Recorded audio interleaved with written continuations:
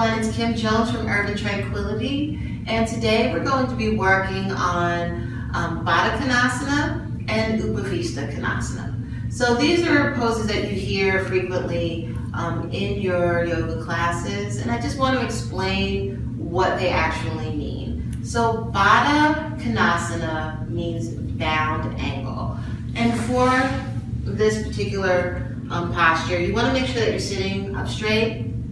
Soles of the feet are together, and depending on your range of flexibility, you can have the heels in close to the body or bring them away. Originally, when I first started, I made sure that the heels were pretty far away. In fact, the distance between my heels and my crotch, because I can't figure out a nicer way to say this, but that distance was about the length of my entire spine. And as my flexibility increased, I bring the heels in a bit more.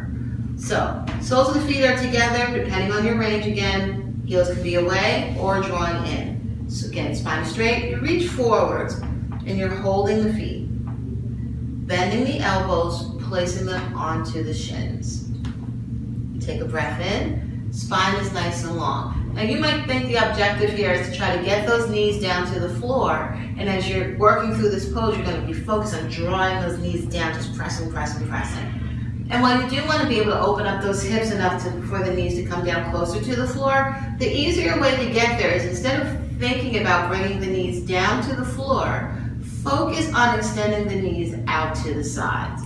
So you breathe in, spine is really nice and long, and as you exhale, pull those feet apart like you're opening up a book, and focus on those knees going out to the sides as you start to fold forwards. Again, you breathe in, feel that spine growing longer, and you're not popping up, you're actually stretching out in front of you, and exhaling, sinking a little bit lower. One more time, you breathe in, spine goes nice and long, and you exhale, sinking even lower. You can then press the soles of the feet together, and inhale, straightening up. And again, this is Baddha Konasana. We've got a bound ankle. Your feet are the binding point there. What we're going to move on to next is Upavistha Konasana. Pardon me, I have allergies, guys, so I'm sounding really congested and really nasally, so I apologize about that. But for Upavistha Konasana, which means open ankle, we've got one giant open ankle here, you breathe in, spine is nice and long. I bring my hands down to the center of the floor, again, keeping that spine nice and straight. And then I begin to walk the hands forwards, as far forwards as I can, without the spine rounding or the shoulders approaching the ears. Once you feel any rounding in the spine or the shoulders approaching the ears, walk the hands out to the sides, where you're going to hold either the shins, your ankles, or hook the big toes. Whichever you can reach, maintaining a flat spine. You then breathe in, really feel that heart reaching forwards, and then exhale. Allow gravity to start to pull the chest down towards the floor.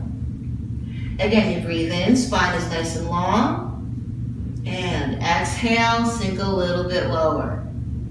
The last time we're breathing in, spine is nice and long, and exhaling, sinking even lower. You then bring those hands down to the floor, walk them back to the center, and you can bend the elbows, and if you can get your elbows down on the floor, interlace the fingers, and just rest your chin on your hands. Now for those of you that can't get the elbows down to the floor, no need for frustration, just press those elbows into the thighs, interlace the fingers, and rest your chin there. And we're all just going to take a nice breath in, breathing out, hands come back down to the floor, straighten the arms, and walk yourselves back up. Thank you so much for joining me, and I hope this was helpful. Namaste.